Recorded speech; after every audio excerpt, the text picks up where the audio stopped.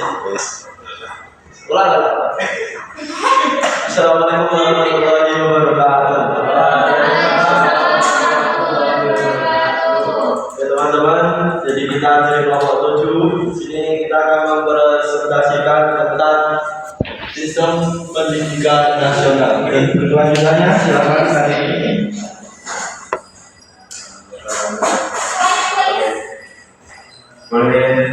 Boleh di slide.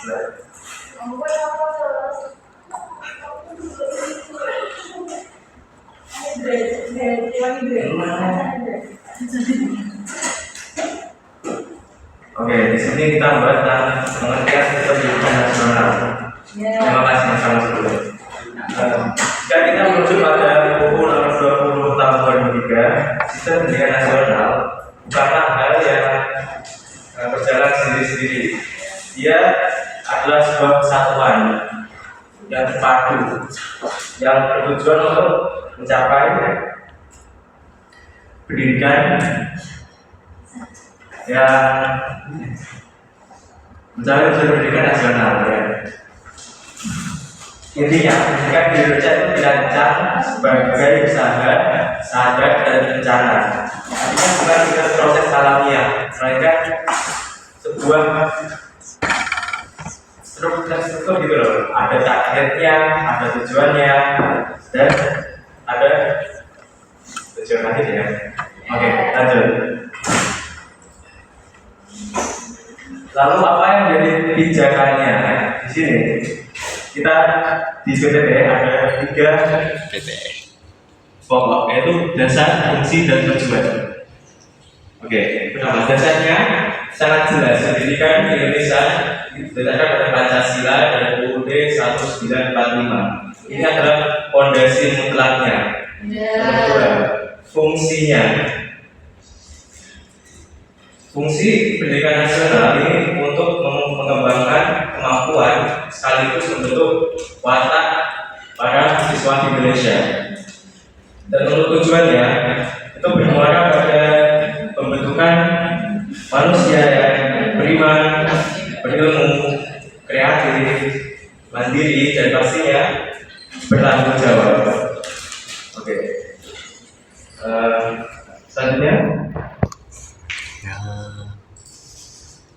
Oke, selanjutnya tentang prinsip penyelenggaraan pendidikan akan dijelaskan oleh pemerintah. Teman-teman, jadi untuk prinsip penyelenggaraan pendidikan yang pertama ada demokratis dan berkeadilan. Kedua, ada satu kesatuan sistemik, dan ketiga kebudayaan dan pemberdayaan. Dan yang terakhir sistem keteladanan. Jadi untuk demokrasi dan keadilan itu adalah pendidikan harus dapat diakses oleh semua orang tanpa membedakan suku, agama, ras, dan gender atau latar belakang ekonomi. Terus yang ada satu kesatuan sistem ini, yaitu pendidikan diselenggarakan dalam sistem yang saling terhubung dari tingkat dasar hingga perguruan tinggi. Terus yang ketiga ada kebudayaan dan pemberdayaan, yaitu pendidikan tidak hanya memberikan ilmu pengetahuan, tetapi juga membentuk karakter dan mengembangkan potensi peserta didik. Dan yang terakhir ada sistem keteladanan, yaitu pendidik berperan sebagai teladan, memberi motivasi dan mendukung kreativitas peserta didik. Prinsip ini sesuai dengan ajaran Ki Hajar Dewantara, yaitu ing karso sum tuladha, ing manjo mangarso, dan tut wiru puri dari. Dan selanjutnya ada jalur pendidikan dan jenis pendidikan. Pertama jalur pendidikan, yang kedua ada jenjang pendidikan formal, dan yang terakhir jenis pendidikan. Yang pertama jalur pendidikan formal, pendidikan resmi dan berjenjang dari SD, SMP, SMA, dan kuliah. Dan formal seperti pendidikan di luar sekolah, pendidikan khusus atau pelatihan. Dan informal pendidikan yang diperoleh dari keluarga dan lingkungan sehari-hari.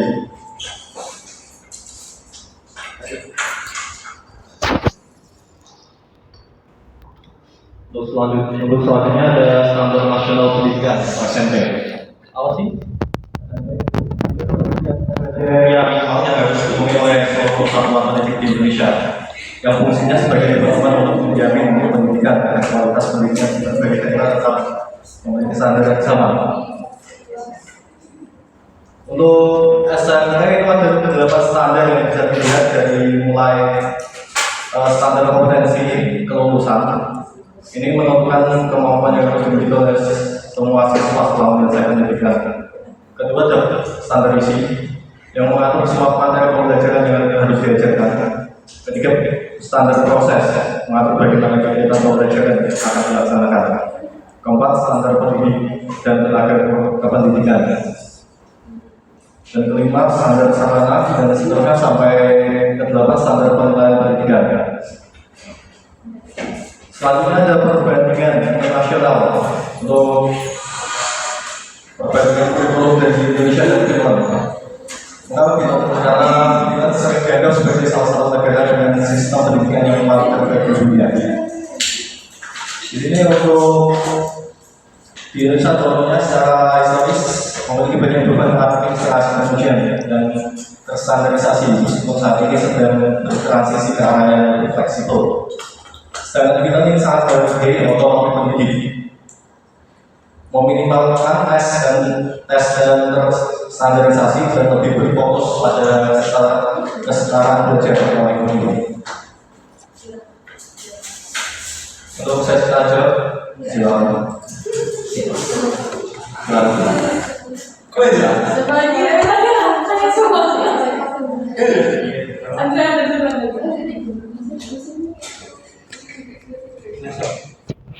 Ini bertanya ya. Dalam perbandingan dengan negara lain, apa yang masih menjadi kelemahan pendidikan sistem pendidikan Indonesia dan bagaimana solusinya? Tolong diulangi lagi Mas Andrea, pelan.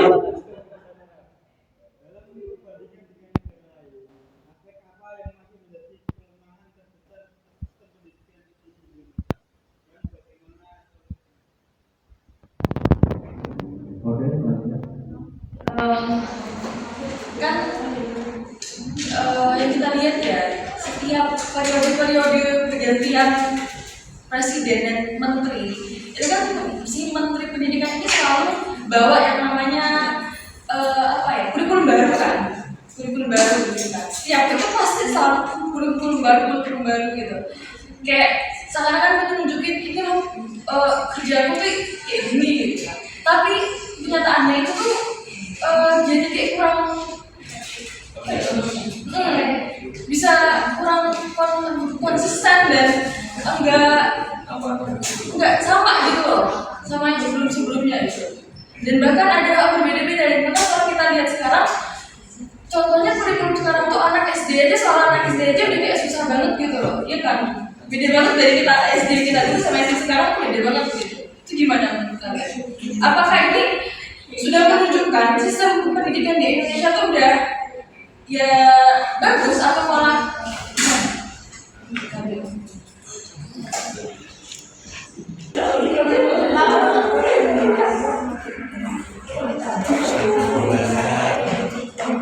Baru pertanyaan dari Mas Andrea. Tadi kelemahan aspek pendidikan di Indonesia ya daripada negara lain. Ya. Di sini kita ambil perbandingan untuk Indonesia dan Finland saja ya. Dari contohnya, dari aspek kelemahan Indonesia itu ada di kurikulum, lebih terstandarisasi, tidak fleksibel. Yang kedua ada di ujiannya masih menggunakan berbagai evaluasi nasional. Dan ini sangat memberatkan untuk kepada para siswa ya. Jam belajar juga cenderung lebih panjang, persaingannya juga cukup tinggi.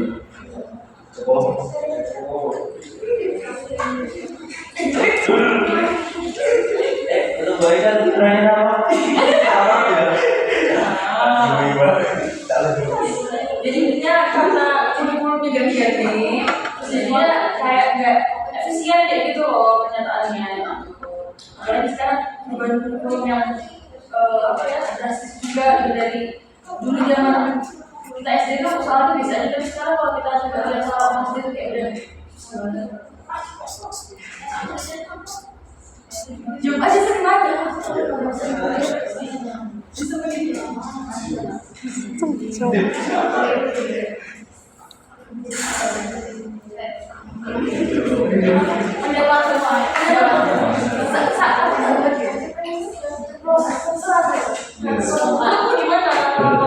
Menurut saya ya, benar semangat aja terima aja.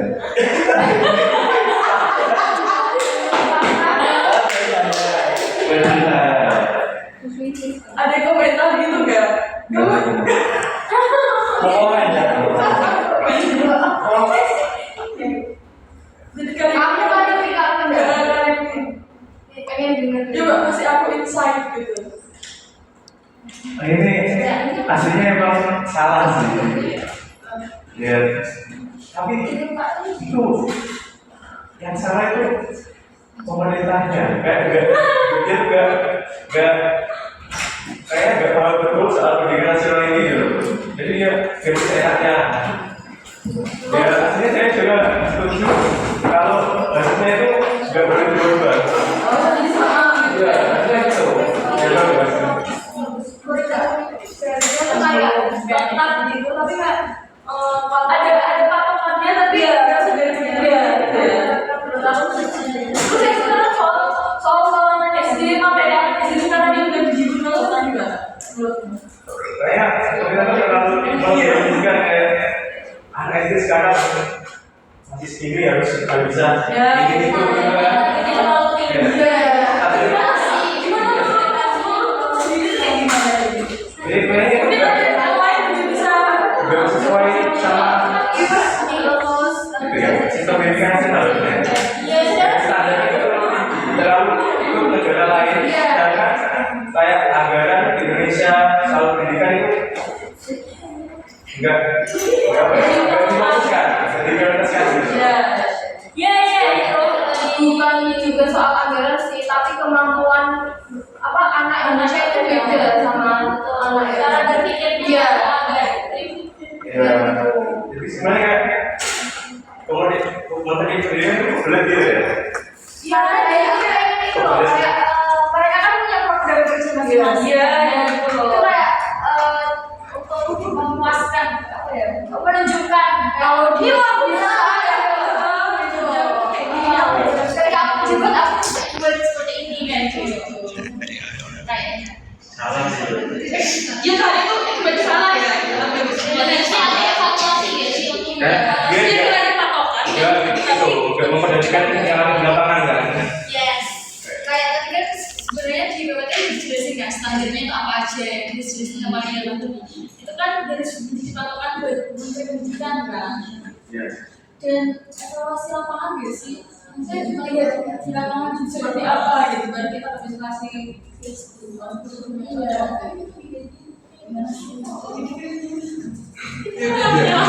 ini pasti kan dari saya ya. Intinya ya. Kemudian opinimu dan Ini kan sekarang Satrio.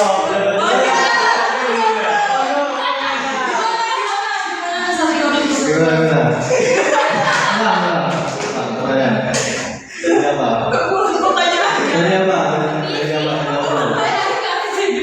Dari apa dulu? ya yang pertama setiap periode gitu bukan diganti kurikulum kan, dan jadi itu kayak ya bingung sendiri gitu loh. Ini ada kurikulum merdeka, besok ada kurikulum bangsa Indonesia, besok ada kurikulum ini ya gitu loh. Dan itu semua kurikulum tuh berbeda, makanya itu juga mempengaruhi dari kurikulum dulu yang kita ini dapat sama SD itu beda sama SD sekarang. Mungkin ini yang dari pengennya apa memajukan pendidikan di Indonesia membuat standarnya lebih tinggi untuk bisa mencapai ranking yang bilang dari pendidikan. Tapi untuk standarnya belum tahu ya. Itu udah SMK atau belum itu dan terus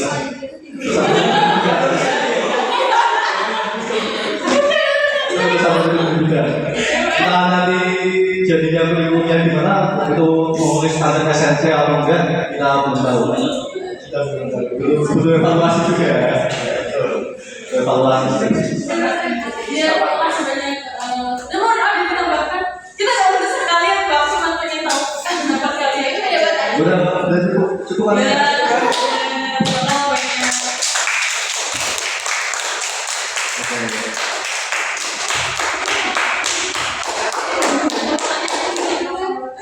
Lanjut ke kesimpulan ya.